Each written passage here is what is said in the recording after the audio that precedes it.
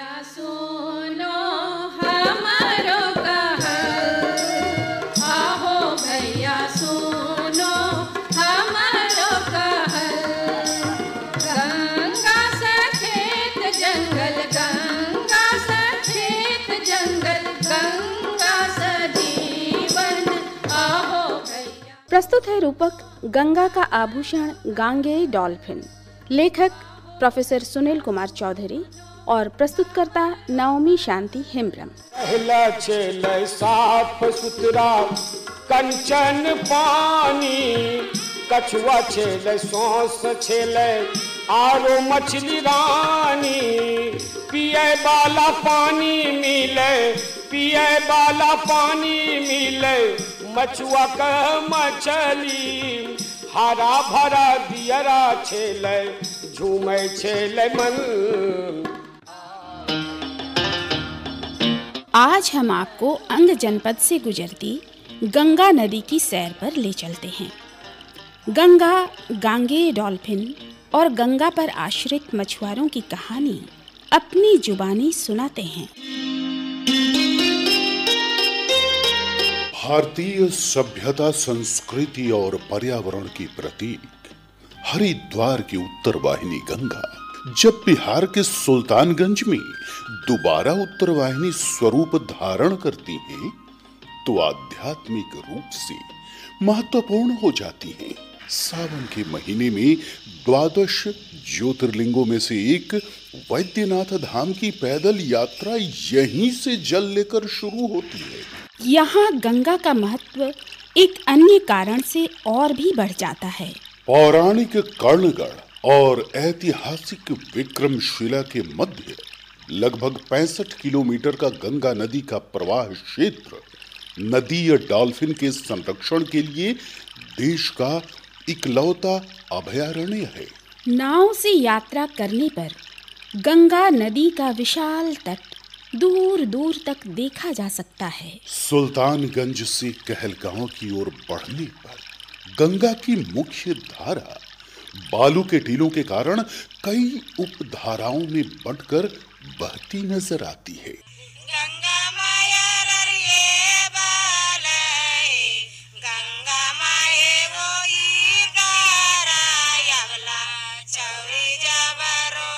गंगा का दियारा क्षेत्र खेती में लगे हुए पशु और किसान, आदमी और सामान ढोते पतवार खेते नाव यात्रा के आम दृश्य हैं। ठंड के मौसम में यात्रा का आनंद और भी बढ़ जाता है। नदी की धारा पर विश्राम करते तैरते स्थानीय और प्रवासी पक्षी, नदी तटों पर बेहिचक घूमते घोंघिल, स्टोर्क की कई प्रजातियां, कॉमन क्रेन, इंडियन स्कीमर, शिकार की टोह में योगी जैसे ध्यान मग्न बगुले। नदी किनारे बालू मिट्टी की दीवार में गंगा मैना के घोंसले, आसमान में उड़ते हुए शिकारी पक्षी, चील, ऑस्प्रे आदि दिखते हैं। और मजे की बात ये कि आपकी नाव के आगे आगे रिवर टर्न यानी तेहरी साथ साथ उड़ते हुए चलता रहेगा, मानो नदी के प्रवाह मार्ग का पथ प्रदर्शक हो सकता है कि अंतर्राष्ट्रीय स्तर पर चर्चित रेड डाटा बुक में दर्ज विलुप्त प्राय पक्षी गरुड़, ग्रेटर एडजुटेंट स्टॉर्क भी आपको दिख जाए। बालू के नास पर विश्राम करता, धूप सेकता शिशु घड़ियाल जलधारा के बालू टीले से टकराने से उत्पन्न शोर के कारण उदबिलाव परिवार का अचानक पानी में कूदना और तैरते हुए दूर निकल जाना जैसे दृश्य मानो सपनों का संसार रच डालते हैं। और तभी कानों में मिश्री घोल जाता है अपनी ही धुन में मस्त किसी मछुआरे का ये लोकगीत।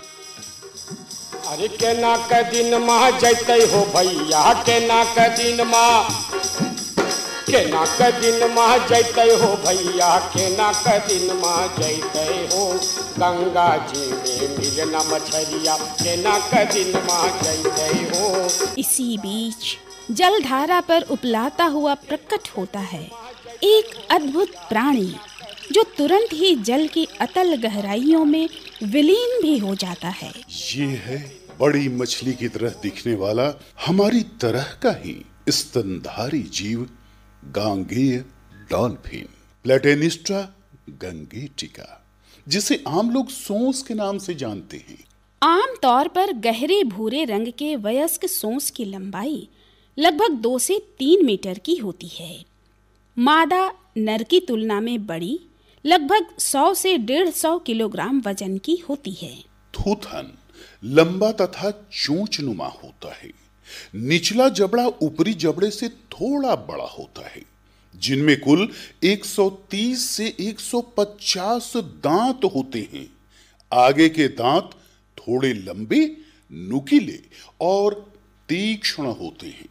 शरीर के दोनों पार्श्व में झुके हुए तथा पीछे की ओर मुड़े हुए फ्लिपर्स, पीछे चौड़ा सा टेल फ्लूक, ऊपर तिकोना छोटा सा डार्सल फिन। शरीर की ये बनावट सोंस को जल में तैरने और डुबकियां लगाने में मदद करती है। गांगेय डॉल्फिन प्रायोगिक रूप से दृष्टिहीन होती हैं। इसकी आंखों में लेंस नहीं होते। सिर के दोनों पार्श्वों में आंखों के स्थान पर 2 छोटे गड्ढे मिलते हैं। किंतु चमगादड़ों की तरह सक्षम इकोलोकेशन सिस्टम विकसित रहने के कारण आवाज के आधार पर दिशा का अनुमान लगाने और भोजन के लिए शिकार खोज लेने में इसे महारत हासिल है। सिर के पास के नासिका छिद्र से सांस लेने के लिए चिकनी और चमकीली त्वचा वाला ये जीव जल की सतह पर आता है और क्षण भर के लिए हमें दिख जाता है। सांस छोड़ने पर सूं सूं सूं की आवाज होती है।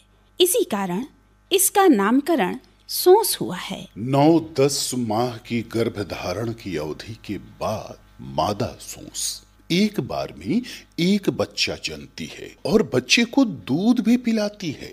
कुशल तैराक सोंस छोटी छोटी मछलियों, पिठारी, केचकी, चांदा, पोठिया, क्रस्टेशियन और घोंघा को ही खाता है। जरा सी आहट पर पलायन कर जाने वाला ये जीव कभी कभी समूह में शिकार करता देखा जा सकता है।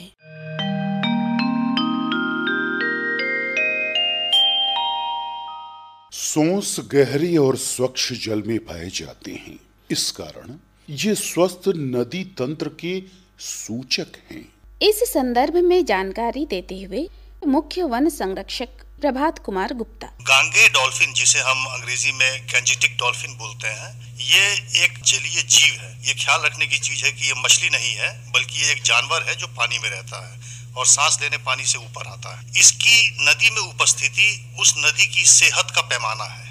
अगर डॉल्फिन नदी में अच्छी संख्या में उपलब्ध है, इसका मतलब है कि नदी की सेहत अच्छी है और उसका जो इकोसिस्टम है, उसमें जो अन्य जानवर हैं, अन्य मछलियां हैं और अन्य कछुए इत्यादि, ये सब भी अच्छे पानी में रह रहे हैं। जहाँ तक कि डॉल्फिन आश्रयणी की बात है, विक्रमशिला गांगेय डॉल्फिन आश्रयणी हमारे भारत की एकमात्र डॉल्फिन आश्रयणी है और ये इसलिए भी महत्वपूर्ण है ये आश्रयणी क्योंकि यहाँ गैंजेटिक डॉल्फिन पाई जाती है जो कहीं और नहीं पाई जाती। और इस सेंचुरी में वन विभाग को अपनी ओर से प्रत्येक वर्ष वन विभाग इसमें इंटरवेंशंस करता है, इसमें डॉल्फिन के संरक्षण की दिशा में अपने प्रयास करता है।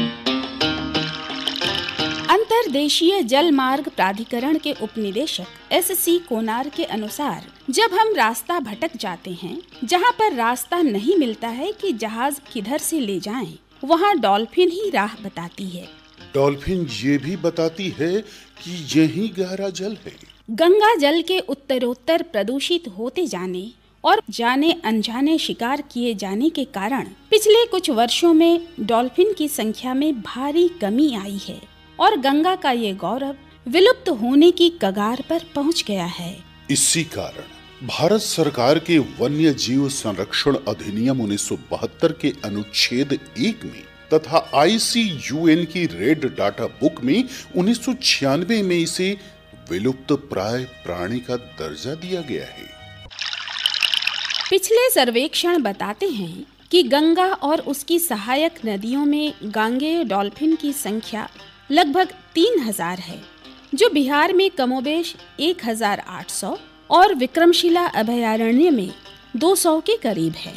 सुल्तानगंज से कहलगांव तक गंगा के लगभग 65 किलोमीटर प्रवाह मार्ग को बिहार सरकार ने 1991 में विक्रमशिला गंगेटिक डॉल्फिन अभयारण्य के रूप में उद्घोषित किया है। गांगेय डॉल्फिन के महत्व को समझते हुए भारत सरकार ने 2009 में गंगा के इस अद्भुत जीव को राष्ट्रीय जल जीव के रूप में घोषित किया है। भारत सरकार की अति महत्वाकांक्षी नमामि गंगे परियोजना में भी गांगेय डॉल्फिन के संरक्षण को प्राथमिकता दी गई है। नमामि गंगे परियोजना में अंतर्निहित डॉल्फिन संरक्षण पर प्रकाश डालते हुए प्रभात कुमार गुप्ता। नमामि गंगे में गंगा के घाट से 5 किलोमीटर के दायरे में जो क्षेत्र पड़ रहा है उसके विकास के लिए हम लोग योजनाएं दे सकते हैं, जिसे नमामि गंगे के अंतर्गत केंद्र सरकार द्वारा टेकअप किया जाएगा। लेकिन मुख्य समस्या पानी कम होने की ही नहीं है, नदियों में बढ़ता प्रदूषण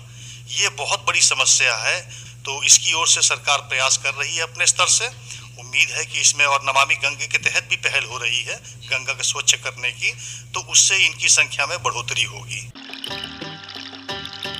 चीन के यांगजी नदी से नदीय डॉल्फिन बाईजी के 2006 में विलुप्त करार दिए जाने के बाद आज पूरी दुनिया का ध्यान गांगेय डॉल्फिन के संरक्षण पर केंद्रित है। गांगेय डॉल्फिन पर आज भी बहुत सारे खतरे मंडरा रहे हैं। मुख्य खतरे हैं मछली की शिकार माही के लिए बिछाए गए जाल में डॉल्फिन का उलझकर मर जाना, विनाशकारी जालों का उपयोग और मछलियों की अत्यधिक शिकार माही। डॉल्फिन का शिकार कई क्षेत्रों में उसकी त्वचा के नीचे उपलब्ध मोटी चर्बी की परत से तेल निकालने के लिए भी किया जाता है। एक वयस्क सोंस से लगभग 15 से 16 लीटर तेल प्राप्त होता है, जो चोरी छिपे 150 से 200 रुपये प्रति लीटर बिकता है। बकरे की चर्बी के साथ मिलाकर मछली चारा बनाने में इस तेल का सबसे अधिक उपयोग किया जाता है। और ये भी जानकारी मिली है कि जोड़ों के दर्दनाशक तेल, प्रसव पीड़ा कम करने की औषधि में भी लोग इस तेल का व्यवहार करते हैं। नदी का प्रदूषण, नदियों को जगह जगह बांधने की कोशिश, राष्ट्रीय जल मार्ग घोषित होने से बड़े जहाजों का बढ़ा हुआ आवागमन, बाढ़ और सुखाड़ के कारण नदी की विन्यास व्यवस्था का हर साल बदलते रहना और नदी पर अपराधियों का कब्जा भी डॉल्फिन की अस्मिता तथा अस्तित्व संकट के प्रमुख कारण हैं। इस संदर्भ में विक्रमशिला जैव विविधता शोध एवं शिक्षा केंद्र के कोऑर्डिनेटर और इस रूपक के लेखक प्रोफेसर सुनील कुमार चौधरी के विचार। गंगा जो है प्रदूषण का मार झेल रही है। पोल्यूशन जो है, केमिकल पोल्यूशन, रासायनिक प्रदूषण, और ये जो शहर नगर का जो कचरा उसमें हम मिला रहे हैं बिना किसी ट्रीटमेंट के, सीवेज जिसे आप कहते हैं, या सॉलिड वेस्ट जो उसमें फेंके जा रहे हैं। गंगा तो एक डस्टबिन मान लिया है लोगों ने, जो चाहो जब चाहो फेंक दो। और लोग ये मानते थे कि गंगा नदी ऐसी है कि इसका पानी जो है सो हमेशा स्वच्छ रहेगा। ये सत्य है कि गंगा में स्वयं शुद्धिकरण की क्षमता है, लेकिन हम उसको मौका ही नहीं देते कि वो शुद्धिकरण कर सके। थोड़ा सा हर किलोमीटर पे आप देख लें, भागलपुर का ही क्षेत्र चंपानगर से अगर आप शुरू करें तो जैसे ही आप बढ़ते हैं हर 1 किलोमीटर पे बहुत सारा कचरा उसमें डाल दिया जाता है। और पूरे गंगा का अगर आप देख लें, जहाँ जितने भी शहर बसे हुए हैं, चाहे कानपुर हो, इलाहाबाद हो, वाराणसी हो, पटना हो, तो कई औद्योगिक इकाइयाँ वहाँ पर नदी के किनारे जो है सो अवस्थित हैं। और जो इंडस्ट्रियल इफ्लुएंट्स हैं जिसमें कई तरह के अपमार्जक होते हैं, कई विषैले पदार्थ होते हैं, वो सब के सब गंगा में डाल दिए जाते हैं। गंगा में बढ़ते प्रदूषण के बारे में बताते हुए कहलगांव के अशोक साहनी। कारण यही है कि खेतों में जो है जो किसान लोग खाद डालते हैं, उसमें जो है पानी जब बढ़ता, बाढ़ के समय में बढ़ता है ना, तो उसमें भी जाता है, तो प्रदूषण के कारण जो है मर जाता है। कि एक मुसहरी जाल जो है, मच्छरदानी से हम लोग जो सोते हैं, वो मच्छरदानी जाल जो है जब जो बच्चा आज पैदा लेता है उस मुसहरी जाल में मर जाता है, तो फिर उसमें बढ़ेगा क्या। गंगा नदी में अपराधियों का आगमन तो हुआ, लेकिन आज प्रशासन सजग है, वन विभाग सचेत है, विब्रेक सक्रिय है और मछुआरे भी संगठित हो चुके हैं। इससे क्षेत्र में जागरूकता बढ़ेगी। मछुआरों के व्यवसाय के प्रति, डॉल्फिन के प्रति और गंगा के प्रति सबसे बड़ी उपलब्धि यही होगी।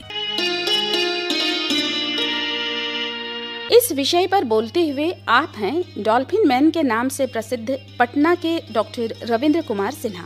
इतिहास में अगर हम देखते हैं तो सम्राट अशोक जो कि मगध साम्राज्य के सम्राट थे और इसी पाटलिपुत्रा नगरी में उनकी राजधानी थी। आज से 2300 वर्ष से कुछ ज़्यादा पहले उन्होंने एक राज्यादेश पारित किया था और वह राज्यादेश दुनिया का सबसे पहला राज्यादेश था वन्य प्राणियों के संरक्षण के लिए। जो प्रोटेक्शन टाइगर को मिला हुआ है, लॉयन को मिला हुआ है, वही प्रोटेक्शन इसको भी मिला हुआ है लीगल तरीके से, लेकिन इस पर ध्यान नहीं दिया गया था। डॉल्फिन को बचाने के लिए हमें डॉल्फिन के मारने पर रोक लगाना होगा और हर आम जनता से मैं यही उम्मीद करता हूं कि वो कहीं भी अगर डॉल्फिन को देखें कि कोई मार रहा है या डॉल्फिन के तेल से मछली मार रहा है, उसके लिए उसको रोकें, उस पर कार्रवाई हो।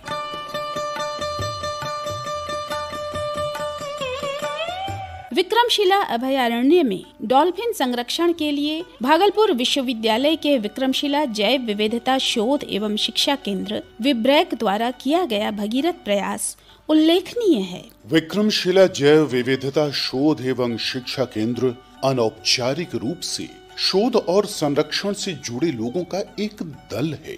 ये दल मुख्य रूप से विक्रमशिला आश्रयणी में 1999 से कार्यरत है। केंद्र का मुख्य उद्देश्य नदी की अस्मिता और जैव विविधता को बचाए रखना, स्थानीय समुदाय विशेषकर मछुआरों का संपोषणीय विकास और संरक्षण कार्यों में उनकी सहभागिता सुनिश्चित करना है। केंद्र नदी में 1999 से निरंतर सर्वेक्षण और निगरानी का काम करता आ रहा है, जिनमें प्रमुख हैं मछुआरों के सामाजिक आर्थिक आंकड़े इकट्ठे करना, डॉल्फिन की संख्या का आकलन एवं नदी की धाराओं के हाइड्रोलॉजिकल स्वरूप का अध्ययन। विब्रैक ने जापानी वैज्ञानिकों की मदद से डॉल्फिन की आवाज पर काम करना शुरू किया है, जिससे डॉल्फिन के विभिन्न व्यवहार को समझने में मदद मिलेगी। डॉल्फिन यानी सोंस की आवाज को इकोलोकेशन क्लिक कहा जाता है। विब्रैक के जन जागरूकता और संरक्षण कार्यक्रमों के क्रियान्वयन से डॉल्फिन तेल के लिए डॉल्फिन मारने की घटना में निश्चित रूप से घोर कमी आई है।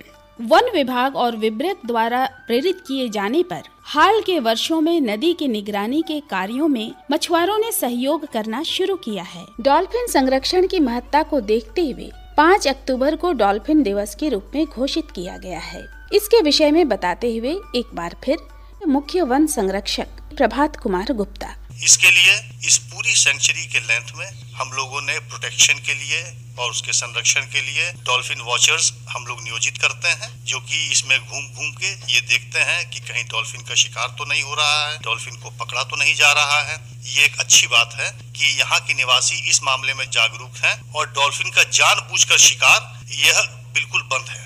इसके बारे में न ही कोई रिपोर्ट इधर देखने में आई। मछुआरों को भी हम लोग एजुकेट कर रहे हैं। मछुआरों की भी जो एक एसोसिएशन है उसके साथ हम लोग सतत संपर्क में रहते हैं। इसके अतिरिक्त समय समय पर डॉल्फिन जागरूकता कैंप आयोजित किए जाते हैं। अन्य स्टेक होल्डर्स इनको भी उसमें आमंत्रित किया जाता है और इसमें हम लोग उनसे विचारों का आदान प्रदान करते हैं, उनकी क्या समस्याएं हैं और हम लोगों द्वारा जो संरक्षण के प्रयास किए जा रहे हैं उससे यदि उनको कोई समस्याएं उत्पन्न हो रही हैं तो इनका निराकरण कैसे हो, इस पर हम लोग बातचीत करते हैं और उसके समाधान की दिशा में कार्य करते हैं। और यहाँ के जो एक डॉल्फिन विशेषज्ञ हैं यहाँ की TMB यूनिवर्सिटी में, उनकी भी हम लोग समय समय पर सहायता लेते हैं। हम लोग समय समय पर नाव के द्वारा पेट्रोलिंग भी करते हैं। डॉल्फिन मित्र के रूप में ये मछुआरे पूरे अभयारण्य क्षेत्र में अपना काम करते हुए नदी की निगरानी कर रहे हैं। डॉल्फिन मित्र के रूप में विकसित सूचना तंत्र के द्वारा नदी के किसी हलचल या गतिविधि की जानकारी अविलंब मिल जाती है, जिसके आधार पर उचित कार्रवाई की जाती है। आइए सुनते हैं डॉल्फिन मित्रों का क्या कहना है। आप हैं डॉल्फिन मित्र प्रमोद। ये प्रतिबंध लग जाए जो छोटी जाल वाले पे, जैसे 12 mm का जाल हो गया, घन्नी जाल, कचाल जाल, कपड़ा जाल, 3 जाल बंद हो जाए तो डॉल्फिन अपने आप बच जाए। आप हैं डॉल्फिन मित्र संजय। जब से हम डॉल्फिन मित्र में घुसे हैं तब से मेरा है कि डॉल्फिन नहीं मरना चाहिए। जो भी मछुआरे लोग हैं उनको हम समझाते हैं कि जो डॉल्फिन नहीं मरना चाहिए, कछुआ नहीं मरना चाहिए, छोटा छोटा मछली मत मारो। भागलपुर बरारी के डॉल्फिन मित्र बिशुल महलदार ने डॉल्फिन के प्रति अपने दायित्व के बारे में बताया। डॉल्फिन मरने से तो होता क्या है कि गंगाई जी का जो है कि पानी खराब होता है। इसका मतलब है कि नदी का सर्वेक्षण और निगरानी होने से मछुआरों तथा जल जीवों के बीच बढ़ते टकराव के कारणों को समझने में मदद मिली है। पिछले कुछ वर्षों में विक्रमशिला जैव विविधता शोध एवं शिक्षा केंद्र ने कई राष्ट्रीय और अंतर्राष्ट्रीय संस्थाओं की वित्तीय और तकनीकी मदद से सोच संरक्षण कार्यक्रमों को मूर्त रूप दिया है। IUCN सिटेशियन स्पेशलिस्ट ग्रुप के सदस्य ब्रायन डी स्मिथ का कहना है,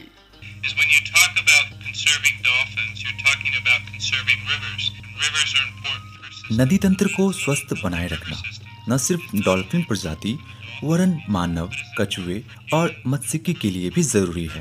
अपनी भारत यात्रा में जिस चीज ने मुझे सबसे अधिक प्रभावित किया है वो है माँ गंगा से लोगों का निकट का संबंध। और जब आप वाराणसी आदि स्थानों पर आते हैं और लोगों को धार्मिक कृत्य करते देखते हैं, तब आप महसूस करते हैं कि ये नदी न केवल मत्स्यिकी के द्वारा आर्थिक एवं पोषण संबंधी जरूरतें पूरी करती है, बल्कि ये आध्यात्मिक जरूरतें भी पूरी करती है। इसीलिए मेरी सोच ये है कि जब हम डॉल्फिन संरक्षण की बात करते हैं, तब हम न केवल डॉल्फिन संरक्षण की बात कर रहे होते हैं, बल्कि माँ गंगा के संरक्षण की भी बात कर रहे होते हैं।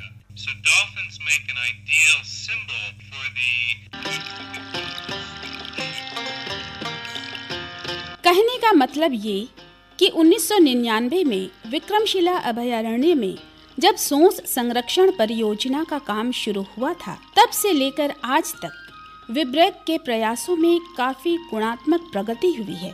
सोंस संरक्षण परियोजना के वरीय सदस्य शुभाशीष डे का कहना है, हम लोगों ने जब काम शुरू किया था 98-99 में, उस समय हम लोगों को ये पता चला कि लोगों को इस जगह के, एक तो ये डॉल्फिन सेंचुरी है, ये लोगों को पता ही नहीं था। दूसरी बात, ज़्यादातर लोगों को ये भी पता नहीं था कि ये सोस जिसको हम लोग कहते हैं आम बोलचाल के भाषा में, वही गैंजेटिक डॉल्फिन है। तो सबसे पहले तो ये हुआ कि लोग ये जाने कि हाँ भाई इसी को हम लोग डॉल्फिन कहते हैं। तो इस तरह से पहला कदम तो ये हुआ कि लोगों में जो है जागरूकता बढ़ी, लोग ये जाने कि हाँ ये जानवर जो है ये इतनी इम्पोर्टेंट है। चूँकि हम लोगों ने उसको समझाया कि अगर आपके नदी में डॉल्फिन मिल रही है तो इसका मतलब है कि आपकी नदी जो है स्वस्थ है।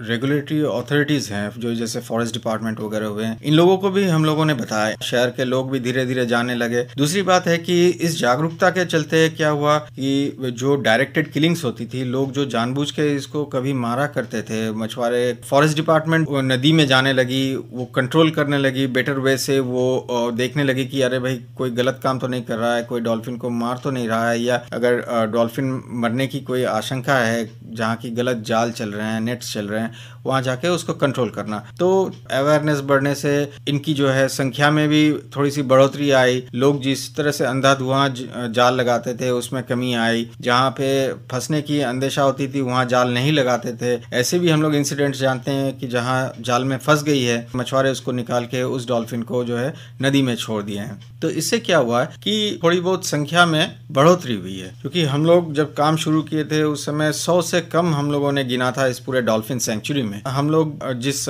तरीके से गिनते थे, जो कि इंटरनेशनल वर्ल्ड में माना जाता है, उस तरीके से हम लोगों ने पाया था शुरू में कि 100 से कम है, और आज जब हम लोग गिनते हैं तो हम लोगों को 200 से ज्यादा मिलती है। कि हम लोग के सर्वे टेक्निक्स में जो है अच्छे टेक्निक्स हम लोग यूज करने लगे हैं, बेटर सर्वे टेक्निक्स यूज करने लगे हैं, तो उसमें भी कुछ ज्यादा नंबर्स की पता चल रही है। तो ये दोनों मिला के आज जो है हम लोग देखते हैं कि डॉल्फिन्स के नंबर्स अच्छे हैं इस 65 किलोमीटर में।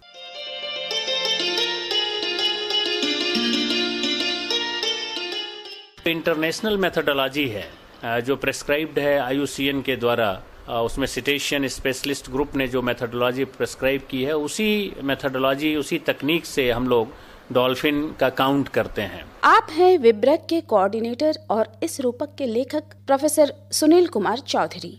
और हम लोग शुरुआत करते हैं कहलगांव से, और अप स्ट्रीम में ऊपर की धारा में हम लोग सुल्तानगंज तक जाते हैं, और फिर सुल्तानगंज से वापस डाउन स्ट्रीम में नीचे जो प्रवाह है हम लोग कहलगांव तक जाते हैं। इस तरह से 3 दिन हमें लगते हैं डॉल्फिन काउंट में।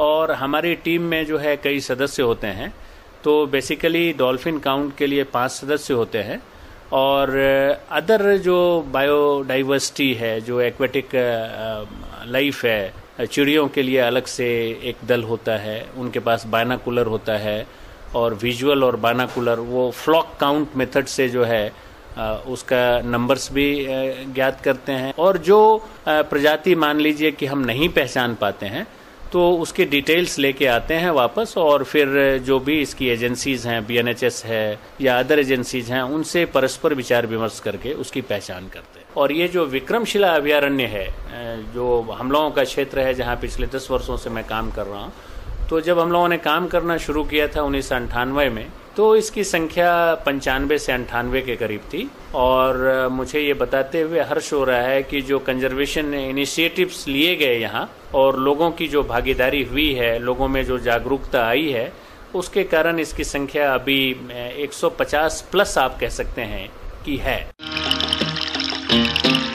तात्पर्य ये कि विक्रमशिला अभयारण्य में मछुआरों की उपस्थिति के तथ्य को नकारा नहीं जा सकता। अतः डॉल्फिन या अन्य जल जीवों के संरक्षण में स्थानीय मछुआरों की सहभागिता एवं सहयोग आवश्यक है। निश्चय ही गंगा नदी बेसिन में आज कई कार्यों को करने की जरूरत है। नदियों को पर्यावरण की दृष्टि से अपने पूर्व की स्थिति में लाना, जैव विविधता का संरक्षण और परंपरागत मत्स्यिकी का सामाजिक तथा न्यायपूर्ण प्रबंधन। विशेषज्ञ कहते हैं कि नदी या डॉल्फिन को बचाना मुश्किल होता जा रहा है, परंतु विशेषज्ञों को अभी भी आशा है और वे गांगे या डॉल्फिन के उज्जवल भविष्य को लेकर आशान्वित हैं। विब्रेक जैसी समर्पित टीम के ज्ञान और डॉल्फिन बचाने के वन विभाग के समग्र प्रयासों से आने वाले समय में पवित्र गंगा से जुड़े लोगों और डॉल्फिनों की स्थिति में सुधार अवश्य होगा। विकसित कर समष्टि की सोच, तभी बचेगी हमारी सोच। जिए और सबको जीने दें, जीवन रस से सिंचने दें। मुक्त कर स्वार्थ बंधन से जल जीवों के संरक्षण से लाना है फिर नया विहान, कहती अपनी संस्कृति महान।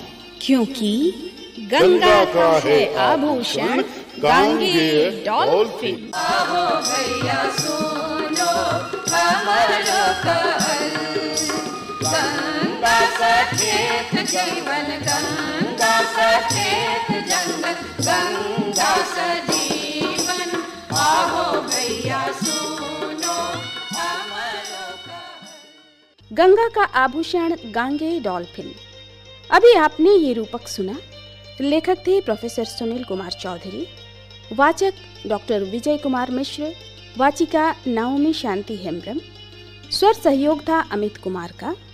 गायक स्वर थे मधु मिश्रा, सांत्वना साह और बलबीर प्रसाद सिंह के। वाह्य ध्वन्यांकन मनीष कुमार ठाकुर तथा मृत्युंजय चौधरी का। ध्वनि एवं संगीत प्रभाव राजकिशोर प्रसाद का। प्रस्तुति सहयोग अमित कुमार का। प्रस्तुतकर्ता थी नाओमी शांति हेम्ब्रम।